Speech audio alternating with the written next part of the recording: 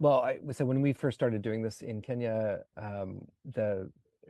we had some major court cases, and the government accused us of secessionism and stuff. So Wow. us being central to the system as an organization, as a foundation, was a bad idea. Like it was obvious from the beginning, like that, like if it was us, then we were going to be taken out at some point, Right.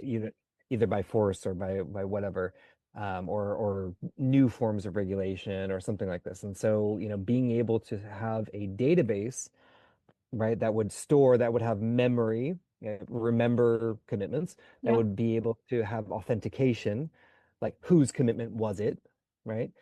Right. So Yeah. cryptography provides that, right? So you can have a way of knowing like this is my account and whatnot. It's not centralized. There's no you have access to your own account without any middleman on most blockchains. And then you have an execution layer in that as well, which means that you can create agreements like a contract, right? Like an agree like, Yeah. and you can have that fulfilled, mathematically. So you can say like this contract says that if Rachel puts in five of her commitments into this pool, she gets back six of Will's commitments, depending on what she asked for. And mathematically, plus five into the group of Rachel, minus six Will's, and that was based on a chosen exchange ratio that the community decides. So you can create very simple little commitments. And that's what we've Mm. done on Sarafu.network. We've made a very, very simple contract deployer, which basically just publishes onto a public blockchain what your agreement is, Sure. right? And so you can curate